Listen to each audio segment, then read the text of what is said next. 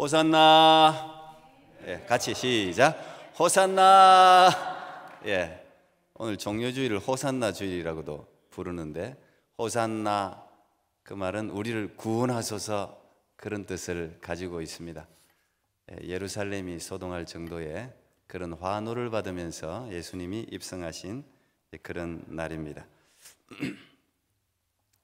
우리가 금방 호산나 이 두 손을 높이 들고 자기 겉옷을 벗어서 깔고 종려나무 가지를 흔들면서 왕의 입성이죠. 그들이 환영한 것은 정말 왕으로서 예수님을 맞이했는데, 그 호산나 그 환호가 여러분 천국에까지 이어지기를 축복합니다.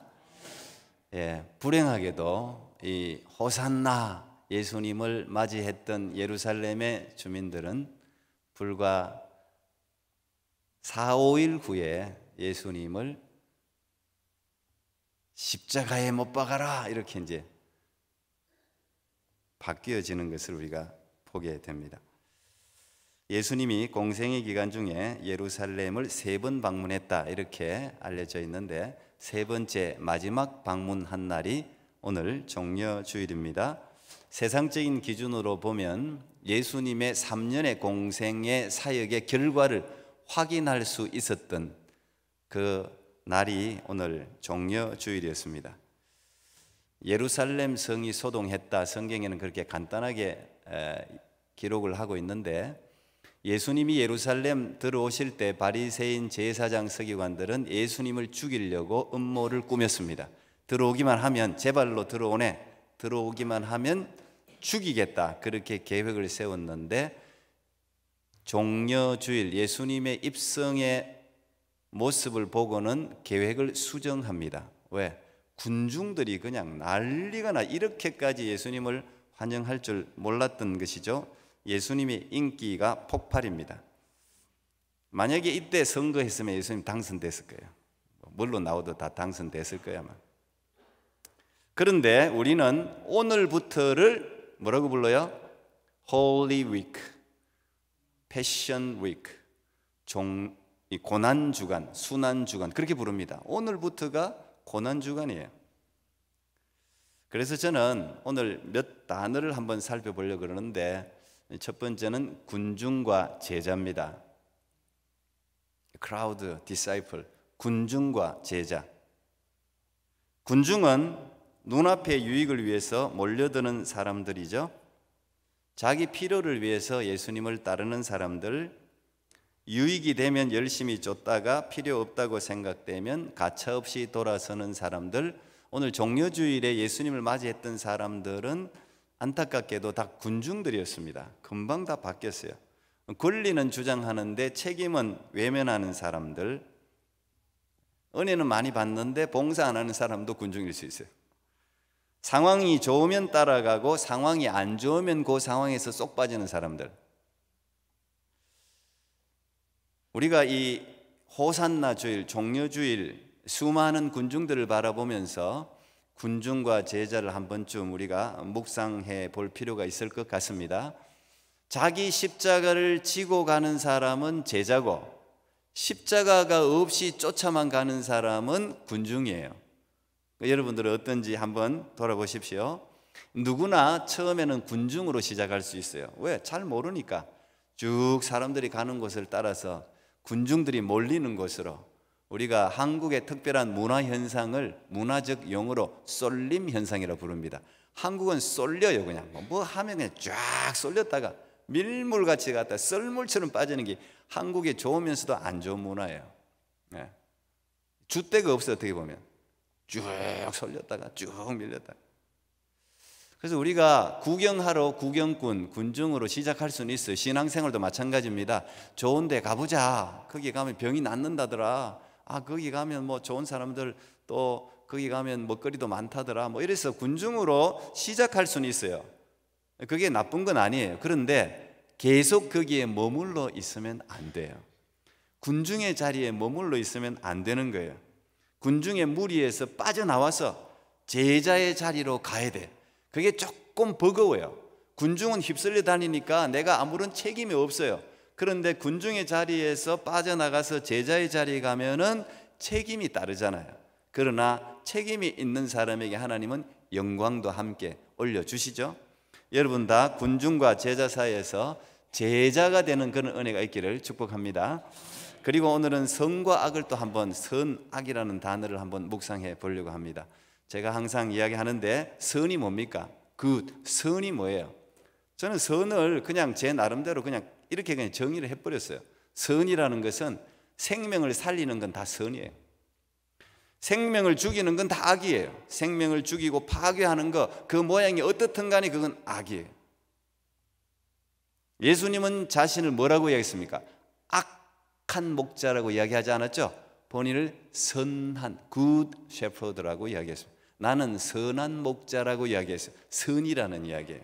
그래서 예수님이 자기 스스로를 이렇게, 스스로의 사명을 이렇게 말씀하셨습니다. 너무 유명한 말씀인데요. 요한복음 10장 10절 우리 같이 한번 읽어봐요. 요한복음 10장 10절 시작. 도둑이 오는 것은 도둑질하고 죽이고 멸망시키려는 것뿐이요 내가 온 것은 양으로 생명을 얻게 하고 더 풍성히 얻게 하려는 것이다. 저는 너무도 분명하게 악과 선을 정확하게 저는 예수님께서 정의했다고 생각합니다.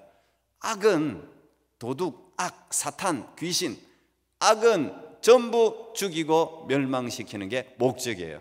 악이 있는 곳, 사탄이 있는 곳, 귀신들이 있는 곳은 반드시 결과가 파멸, 분열, 멸망으로 와요. 그런데 예수님이 계신 곳, 선한 하나님의 사람이 있는 곳에서는 생명의 역사가 나타나요. 결실이 나타나고 사람들이 풍성해지고 죽었던 사람도 살아나는 거예요. 분명하죠. 우리가 어디에 써야 할지는 너무도 분명하지 않습니까? 예수님은 우리를 살리기 위해서, 생명을 주기 위해서 오셨습니다. 여기 내가 온 것은 양으로 생명을 주기 위해서 왔다. 그런데 이 생명이라는 단어가 성경에 우리가 한국말로, 헬라어나 히브리어는 단어가 여러 종류인데 우리가 한국말로 똑같이 번역해 놓은 단어들 때문에 조금 이제 우리가 헷갈리는 경우가 있습니다.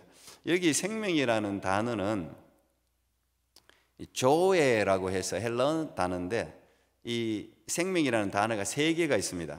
푸시케라는 단어가 있고 비오스라는 단어가 있고 조에라는 단어가 있는데, 오늘 여기 내가 온 것은 생명을 얻게 한다, 여기에는 조에라는 단어를 썼어요. 푸시케하고 비오스라는 단어는 다 똑같이 우리 모두가 가지고 있는 의학적으로 생물학적인 생명 있잖아요. 육체적인 생명, 그 생명을 이야기해요. 그런데 여기 조에라는 단어는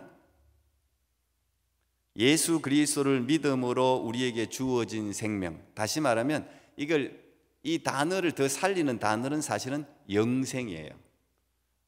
양으로 영생을 얻게 하고 더 풍성히 얻게 하려는 것이다. 이 조에라는 단어를 요한이라는 제자가 요한복음에서 정말 많이 사용하는데 거의 다 조에라는 단어로 사용했습니다. 그래서 저는 우리가 이 세상을 살아가는데 꼭 붙들어야 될 단어가 생명이라는 단어예요. 영생이라는 단어예요. 오늘날 많은 사람들이 meaningless, 너무 의미 없어, 너무 공허해, 너무 심심해. 그래서 어느 한 곳에 막 집중해서 운동을 하든지 뭘 하든지, 왜 사는 게 너무 재미가 없으니까 거기에 막 치중하는 사람들이 있어요. 왜 그래요? 하나님이 우리에게 주신 목적, 이걸 잃어버렸기 때문에. 저는 저와 여러분들이 이 생명이라는 단어를 꼭 붙들 수 있기를 바랍니다. 영생이라는 단어를 꼭 붙드세요. 생명을 위해서, 영생을 위해서, 내가 영생을 얻기 위해서 살아가고, 내가 살아가는 존재 이유는 다른 사람에게 생명을 주고 영생을 주기 위한 거예요. 그 하나만 우리가 붙들면 삶의 내용이 달라집니다. 이 영생, 생명이라는 단어를 꼭 붙들 수 있기를 바랍니다. 세 번째, 제가 오늘 한번 들여다보고 싶은 단어는 세상이라는 단어예요. 세상. 성경에는 우리가 너무 유명한 요한복음 3장 16절 시작. 되세요. 아우, 역시 어디 가면 토론토 꿈의 교회 성도라고 말하세요. 괜찮아요. 하나님이 세상을 이처럼 사랑하사, 그렇죠? 하나님이 세상을 이처럼 사랑했다 그래요. 그런데 하나님이 세상을 사랑했다 그러는데 또 요한 1서 2장 15절 시작. 요한 1서 2장 15절 분명히 아는 사람 있을 거예요 아마. 예. 잠깐 생각이 잘 안 나죠? 너희는 이 세상이나 세상에 있는 것들을 사랑하지 말라. 세상을 사랑하면 아버지의 사랑이 그 속에 있지 아니하다. 뭐 이생의 정욕, 육체의 정욕 이런 거 있죠. 그게 요한 1서 2장 15절이에요. 근데 여기는 보면 뭐라 그랬습니까? 이 세상을 사랑하지 말라 그랬어요. 근데 아까는 하나님이 세상을 사랑한다 그랬어요. 이게 서로가 상충되는 것 같이 보이죠? 오늘 본문 로마서 12장 2절에도 너희는 이 세대를 본받지 말라. 이 세대가 세상이에요. 이 세상을 본받지 말라 그러잖아요. 그러면 우리 이게 헷갈리는 거예요. 한국말 성경이 똑같은 세상이라는 단어로 번역을 했기 때문에 이게 헷갈리는 거예요. 그런데 이 세상이라는 단어가 헬라어로는 우리가 많이 들어보실 거예요. 우리 우주, 유니버스, 이 우주를 코스모스라고 합니다. 코스모스, 헬라어로도 코스모스. 근데 우리가 로마서 12장 2절에서 쓰고 있는 이 세대, 세상은 아이온이라는 단어를 써요. 이 코스모스라는 단어는 하나님이 만드신 세상, 이 코스모스라는 단어가 오더, 질서 아니면은 또 정리가 잘 돼 있는 상태, 그 다음에 우주, 세상, 월드, 이것도 다 코스모스라는 단어를 쓰는데 성경에 코스모스라는 단어를 쓴 부분을 제가 한 두 군데 소개하면 요한계시록에 신부가 신랑을 위해서 단장했다 할 때 그때 코스모스라는 단어를 쓰는 거예요. 단장했다면 깨끗하게, 그걸 코스모스라고 해요. 그리고 귀신이, 더러운 귀신이 나가고 제정신으로 돌아올 때 그걸 코스모스라고 해요. 질서가 바로 딱 잡힐 때. 하나님이 다크니스, 완전히 어둠, 혼란과 혼돈이 있는 세상을 어떻게 했어요? 질서를 부여하죠. 그게 천지 창조죠. 그걸 코스모스예요. 그게 코스모스 세상이에요. 이 우주라는 단어를 코스모스로 쓴 게 철학자 피타고라스가 제일 먼저 사용했는데, 그에 이어서 플라톤이라는 철학자가 보이는 거 보이지 않는 거 질서 있는 창조 세계를 코스모스 그렇게 불렀습니다. 그래서 우리가 이 세상이라고 할 때 세 가지 의미가 있는 거예요. 세상이라고 할 때 첫 번째는 금방 말씀드린 하나님이 만드신 질서 있는 아름다운 자연세계 우주를 코스모스라고 불러요. 두 번째는 예수님이 대신 죽어주신 이 세상의 사람들, 그걸 코스모스라고 불러요. 하나님이 세상을 이처럼 사랑할 때 그 세상은 예수님이 대신 죽어주신 하나님의 사람들, 그걸 세상이라고 부르는 거예요. 세 번째는 너희는 이 세대를 본받지 말라고 할 때 이 세대, 이 세상은 세 번째는 사탄 마귀가 공중권세에 잡은 사탄이 왕이 되어서 다스리는 사탄 마귀의 통치 원리가 작동하는 세상, 그걸 우리가 아이온 세상이라고 불러요. 그래서 우리가 세상이라는 단어 똑같이 번역을 해놓으니까 이게 헷갈리는데 이 세 가지 단어 뜻이 있다는 것을 여러분 그냥 머릿속에 한 번쯤 기억해 두면 성경을 읽을 때 도움이 되리라고 생각합니다. 오늘 너희는 이 세대를 본받지 말라, 이건 뭐라고요? 이 세상 세대는 사단이 통치하는, 사단의 통치 방법이 작동하는 그 세상을 이야기합니다. 하나님의 적대 세력이 다스리는 세상을 이야기하는 거예요. 이 시대의 삶의 방식과 가치 기준, 지금 우리가 살고 있는 이 시대, 제가 이 새벽기도 때 계속 지금 이야기하는데 이 세대, 이 시대 통치하는 정신, 그걸 우리가, 이게 헤겔이라는 독일 철학자가 처음 썼는데 시대 정신이라고 표현을 해요. 저는 시대 정신이 정말 중요하다고 생각하거든요. 아마 제게 설교를 듣는 사람은 제가 반복해서 계속 이야기하는 단어들이 좀 있어요. 시대 정신이라든지 기준이라든지 이런 걸 내 굉장히 중요하게 생각해요. 이 시대의 삶의 방식과 가치 기준, 그게 시대 정신인데 그 시대마다 17세기, 16세기, 10세기, 5세기, 지금 21세기, 20세기 그 세대를 관통하는 어떤 절대적인 정신이 있어요. 그게 시대 정신이라고 해요. 시대 정신이 살아있으면 그 세대는 살아있는 거예요. 근데 이 시대 정신이 죽었고 병들었으면 그 시대는 병든 거예요. 왜? 그게 절대 통치하고 절대 작동하는 그게 시대 정신이기 때문에 그래요. 정신적, 그 시대를 지배하고 있는 정신적 사고방식, 그게 시대 정신이에요. 여러분, 지금 우리가 살아가고 있는 이 시대 정신을 여러분 어떻게 생각하십니까? 전반적으로 보편적으로 모든 나라들에 작동하고 있는 이 시대의 철학, 작동 원리, 그 여러분들 뭐라고 생각하세요? 참 말하기 어려운데 좋은 것도 있고 나쁜 것도 있겠죠. 근데 제가 한마디로 이 시대 정신을 이야기한다면 저는 세속주의라고 부를 수 있을 것 같아요. 세속주의. 제가 우리 교회를 위해서 기도할 때 항상 이 세속주의, 이게 우리 교회를 통치하지 않도록 늘 기도를 하거든요. 우리 중보기도팀은 아실 거예요. 늘 기도를 합니다. 세속주의를 풀어서 설명한다면 인본주의, 휴머니즘, 인본주의, 다원주의, 모든 것에 다 진리가 있다. 만모니즘, 만몬주의, 돈의 원리가 통치하는, 돈이면 다 되는 만몬주의. 그 다음에 모든 추구하는 우리의 목적은 쾌락이에요. 쾌락. 헤도니즘, 쾌락. 이게 우리가 살아가고 있는 세대의 시대 정신이라는 게 사실 우리 기독교인들에게는 굉장히 어려운 시대를 살아가는 거죠. 이게 통치 원리니까. 모든 아이들, 포스트 모더니즘, MZ세대, 지금을 살아가고 있는 모든 세대의 사람들의 보편적인 삶의 작동 원리니까, 이걸 그냥 보편적으로 생각하니까 우리 기독교 정신하고는 너무 다르잖아요. 이거 어려운 거예요. 그래서 여러분들도 그렇게 기도하세요. 우리 교회 안에는 적어도 이런 것들이 판치지 못하는 교회들, 늘 저는 기도하는 거예요. 그래서 이걸 더 풀어서 우리가 설명한다면 이 세상 세대의 특징은 살리는 문화가 아니라 죽이는 문화예요. 죽이는 문화. 막 우리 며칠 전인가요? 모스크바에도 극장 그 총기 수십 명이 죽었죠. 그게 뭐 IS가 했다고 뭐 누가 했든 간에 러시아 사람이라도 그렇게 죽어서는 안 되는 거예요. 그렇게 죽여서는 안 되는 거예요. 기분이 우울해. 내가 정신이 이상해. 그래서 사람을 죽여. 나 심신미약 때문에 술을 마셔갖고 그래가지고 재판 인권이라는 이름 안에, 난 말이 안 된다고 생각합니다.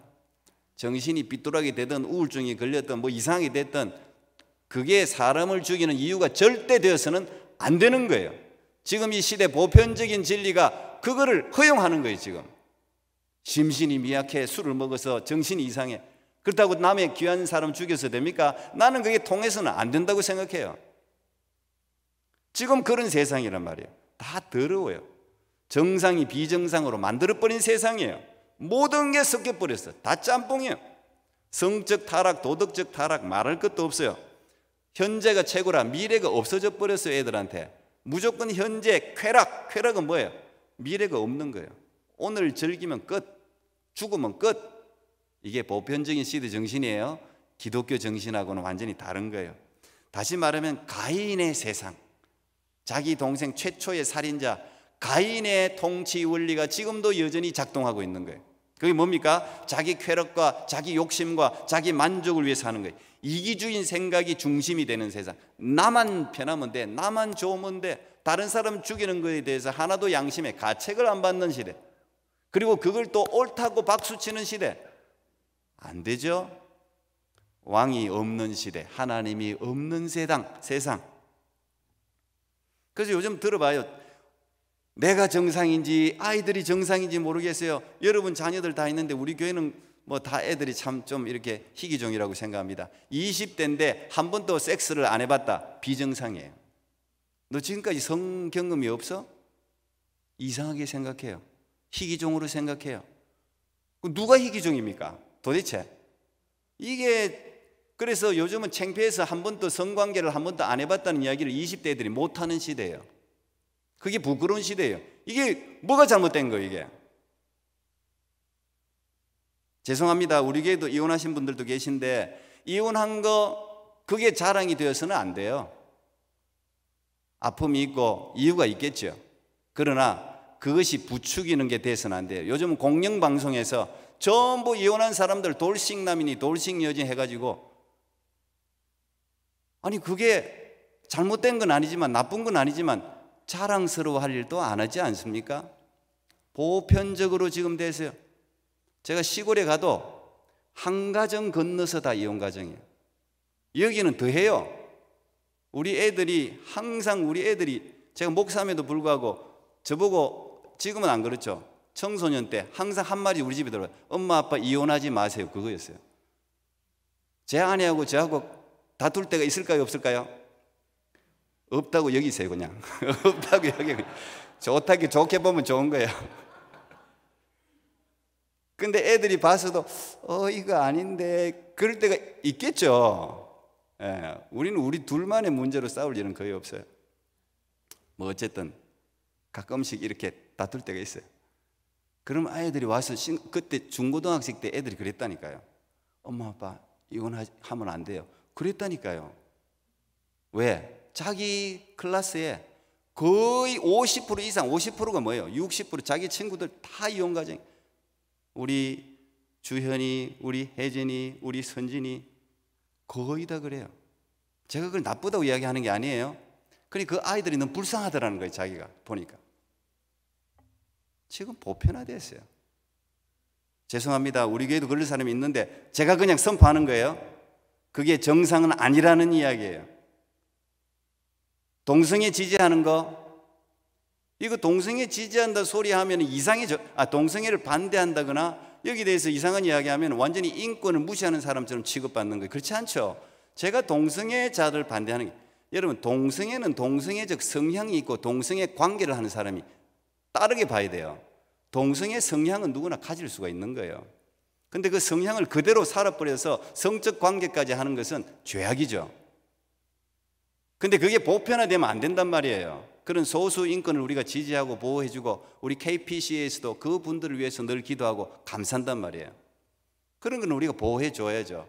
그러나 그게 보편화되어서는 안 되죠. 부추겨서는 안 된단 말이에요. 동성애 성향이 있는 애들을 그냥 부추겨 동성애자를 만들어버려서는 안 된단 말이죠. 그게 지금 보편화됐다. 이 세대가 그렇단 말이에요. 욕설, 폭력, 강도가 너무 높아졌어요. 옛날에는 그 다 검열에 걸려서 영화로 상영이 안 될 게 요즘은 그냥 상영돼요.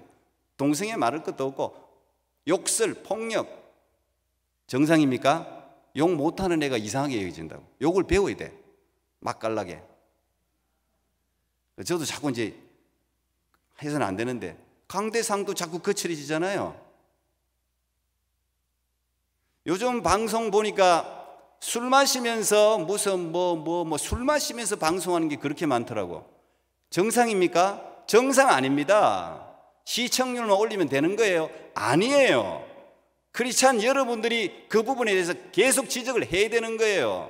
계속 보면서 그 방송 안 된다, 우리 애들에게 그 시간대에 내보내면 안 된다, 이걸 계속해서 이야기해야 되는 거예요. 여러분들이 그런 역할을 해야 되는 거예요. 감시자 역할을 해야 되는 거예요.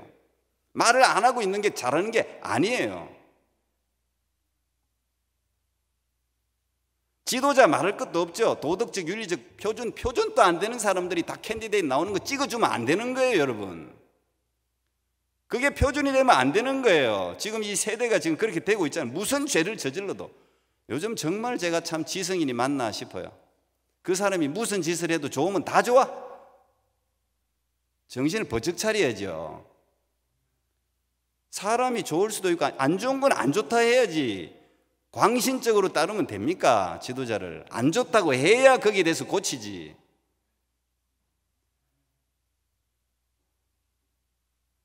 우리가 지금 살아가는 보편적인 여러분 잣대를 보세요. 보편적인 거, 이게 시대 정신이란 말이에요. 이 시대 정신이 제가 이야기한 다 로우 스탠다드 내려왔다. 정상이 아니에요. 근데 우리가 지금 비정상이 돼버렸어요. 어디가 뭐 말을 못해요. 저도 마찬가지예요. 그래서 이게 내가 맞는 건지 저 사람이 맞는 건지 헷갈리기 시작해요. 왜? 방송에서도 온데 방송이 똑같은 이야기를 하고 있으니까 이 방송이 사람 미치게 하는 겁니다. 그래서 이런 미디어를 절대 미디어 그 감시자들이 있어줘야 돼요. 방송 절대 믿으면 안 돼요, 여러분. 방송이 조작해서 내보내는 거잖아요. 다 자기들의 어떤 그 이데올로기에 따라서 다 내보내잖아요. 그러니까 항상 여러분은 반대쪽을 항상 봐야 돼요. 꼭 이쪽을 봤으면 이쪽도 보고, 그래서 여러분이 판단해야 돼요. 결국은 균형을 맞춰야 되는 거예요. 방송을 보면 항상 팩트만 봐야지 해석을 보면 안 되는 거예요. 팩트를 정확하게 보고 그 다음 그걸 어떻게 해석할 까 여러분이 하는 거예요. 방송이 주입하는 게 아니라고.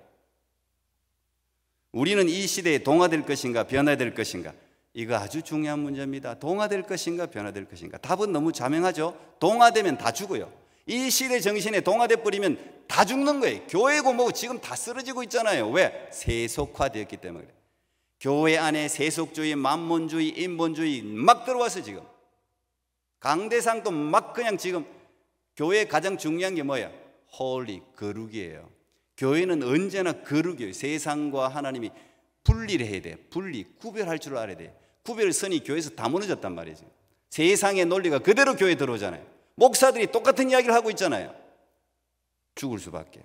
처음에는 좋을 것 같지만 세상과 구분이 없으면 여러분 세상을 교회가 따라갈 수 있습니까? 절대 못 따라갑니다. 세상의 그 쾌락 문화를 어떻게 따라갑니까? 그 즐거움과 재미를 어떻게 따라갑니까? 따라갈 수가 없어요.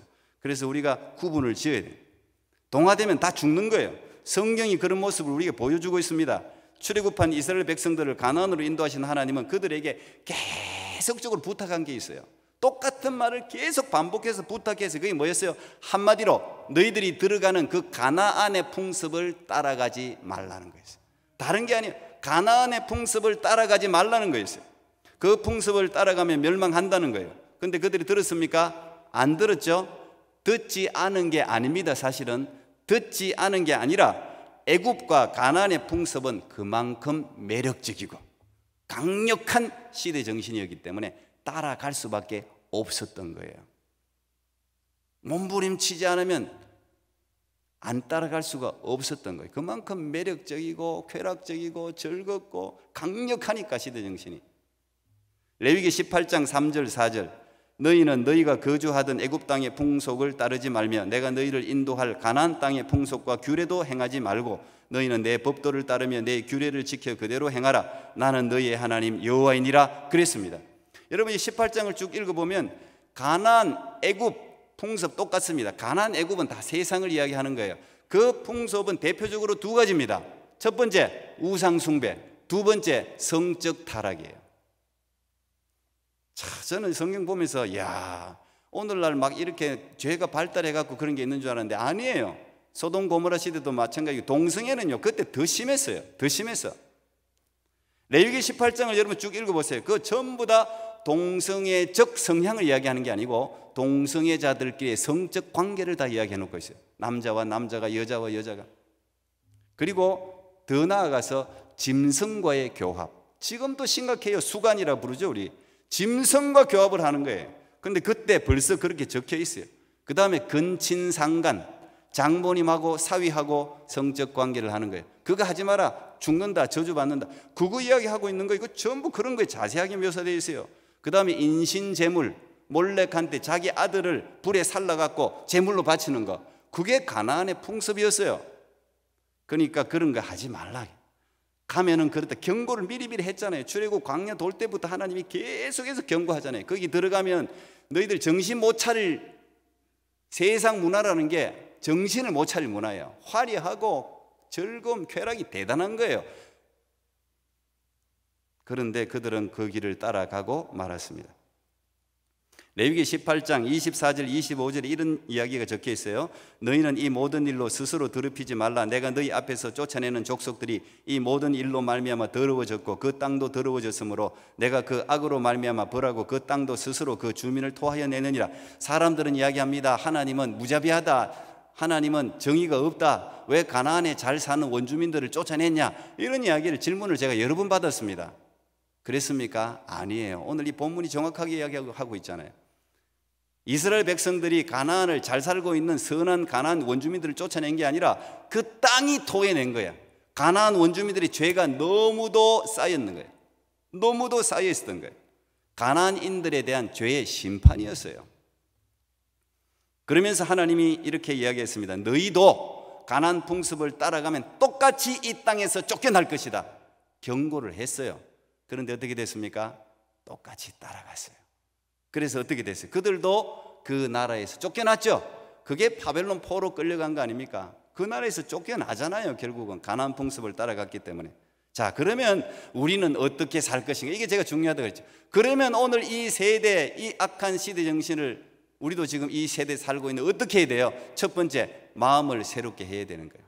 너희는 마음을 새롭게 함으로. 이 마음을 새롭게 하는 이 마음이라는 단어는 도덕적 활동과 관계된 이해력이나 사고를 이야기해요. 이해력, 사고.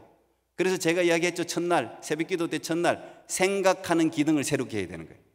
생각을 뺏긴 세상에서 벗어나서 이것이 맞는가, 이 시대 정신이 쫓아가는 게, 이게 가고 있는 게 진짜 맞는가, 뭘 보고? 하나님 말씀을 보고 판단을 해야 돼요. 생각을 해야 되는 거예요. 연구하고 묵상을 해야 되는 거예요. 복 있는 사람은 악인의 꾀를 쫓지 않고 죄인의 길에 서지 않고 오만한 자의 자리에 앉지 않고 오직 여호와 율법을 즐거워하여 주야로 묵상하는 자로다 그랬습니다. 우리가 다 복 받기를 바라잖아요.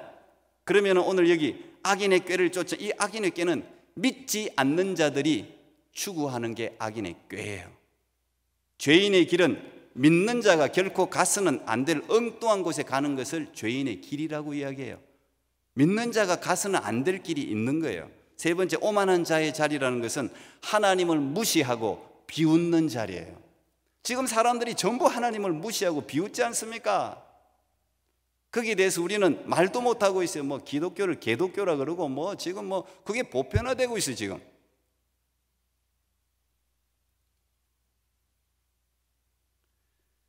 마음을 새롭게 함으로, 그 다음 뭐예요? 변화를 받아야 돼요. 변화를 받아야 되는 거예요. 이 변화를 받아라는 말은 현재 수동태 명령형이에요. 다시 말하면 내 힘에 의해서 변화가 되는 게 아니라 외부의 어떤 힘에 의해서 내가 변화가 됨을 의미하는 거예요. 일시적으로 변화되는 게 아니라 지속적으로 계속적으로 변화되어야 함을 우리에게 이야기하는 겁니다. 명령형이기 때문에 반드시 그렇게 되어야 된다는 거예요. 이 시대를 쫓아가지 않기 위해서는, 본받지 않기 위해서는 반드시 우리가 마음을 새롭게 하고 변화가 되어야 된다는 거예요. 변화시키는 주체는 누굽니까? 성령이시죠. 성령 하나님이 우리를 변화시키는 거예요.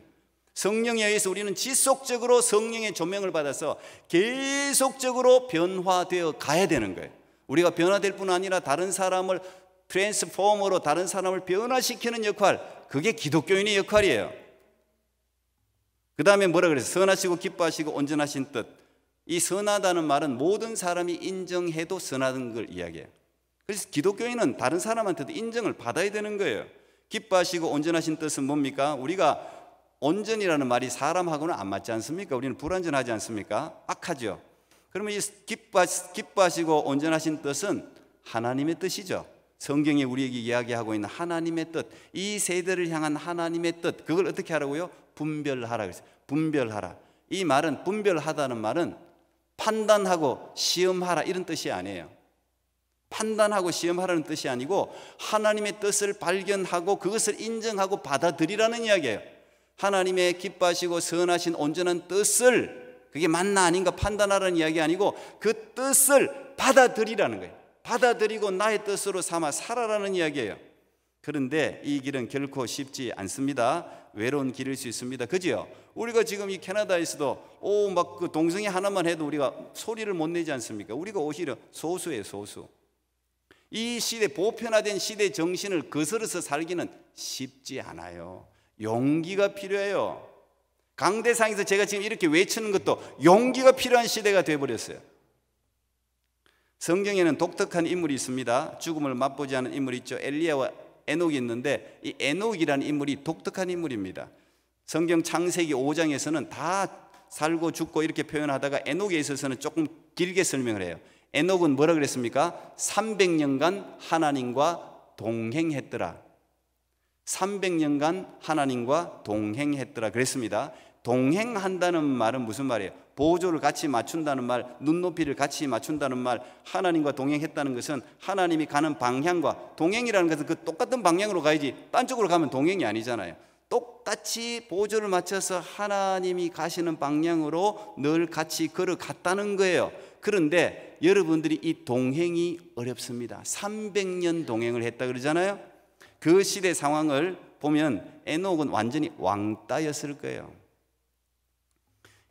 에녹 시대를 딱 표현해 놓은 게 유다서 1장 14, 15절에 딱 표현을 해놨어요. 유다서 1장 14, 15절.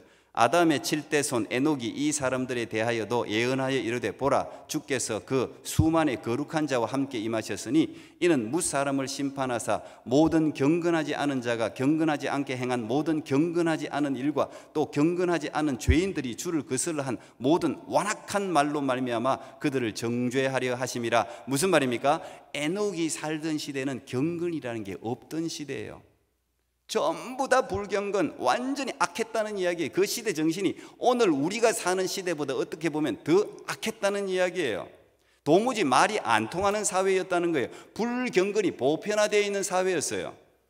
세속주의, 쾌락주의, 상대주의, 만몬주의 이런 게 가득 차 있던 그런 시대였단 말이죠. 그래서 뒤에 어떻게 됩니까? 에녹 뒤에 어떻게 돼요? 노아 시대에 홍수 심판을 받잖아요. 그게 죄가 관영했기 때문에 홍수 심판이 임한 거예요. 그런 시대를 에녹이 어떻게 했다고요? 300년간 하나님과 동행했다는 이야기예요. 자, 어려운 길인데 이제 우리가 가야 할 길은 분명합니다. 에녹 같은 길을 걸어가야 되는 거예요. 이 세대를 본받지 말고 마음을 새롭게 해 변화를 받아 하나님의 선하시고 기뻐하시고 온전하신 뜻을 분별해서 하나님과 동행해야 되는 거예요. 다행인 것은 오래 살아도 100년밖에 안 살아. 우리는 300년 동행할 필요가 없어요. 몇십 년만 동행하면 돼요. 그 길이 쉽지 않습니다. 그래서 좁은 길이라 그러죠. 쉽지는 않을 거예요. 그러나 성령께서 함께하는 길이에요. 능히 감당할 수 있는 길이에요. 하나님은 우리와 동행하는 길이에요. 사람들이 잘못된 것을 기준 그럴 때 아닙니다. 그게 기준이 되어서는 안 됩니다. 하나님의 말씀을 들고 당당하게 기준이 여기 있습니다. 외칠 수 있어야 된단 말이에요. 오늘날은 제가 이야기 스탠다드 싸움이에요. 기준 싸움이에요. 우리가 교회가 기준에서 밀려버린 거예요. 지금 세상의 기준을 따라가면 다 죽습니다. 동화되면 다 죽습니다. 결국은 멸망의 길입니다. 우리가 힘들고 어려워도 성경이 우리에게 가르쳐 주는 길, 그 기준을 붙들고 에녹같이 하나님과 동행할 때 하나님이 우리를 도우시고, 지금 전부 미움과 다툼과 전쟁과 사람들이 못 살고 절망과 탄식, 왜 그렇습니까? 기준이 없어서 그래요. 여러분, 우리가 생명의 이 말씀을 그들에게 공급해서 죽이는 문화가 아니라 살리는 문화로, 여러분 때문에 여러분 주위가, 이 세상이 복을 받는 하나님의 사람들 될 수 있기를 축복합니다. 기도하겠습니다. 하나님 감사합니다. 동화될 것인가 변화될 것인가 너무도 분명합니다. 하나님, 우리를 도우소서. 하나님의 진리는 언제나 변함이 없고 반드시 승리할 줄 믿습니다. 하나님, 세상 사람들이 우왕좌왕하고 있습니다. 기준이 없어서, 진리를 전하는 사람이 없어서, 우리가 예수 그리스도를 바르게 보여주지 못함으로 말미암아 저들이 마음이 공허하고 무엇을 해야 할지 알지 못하고 쾌락 속에 자기 몸을 던지며 살아갑니다. 아버지여, 은혜를 베풀어 주셔서 우리가 저들에게 참된 기쁨, 참된 생명을 전하는 하나님의 사람으로 살아갈 수 있도록 성령이시여 우리를 도와주시옵소서. 예수님 이름으로 기도하옵나이다. 아멘.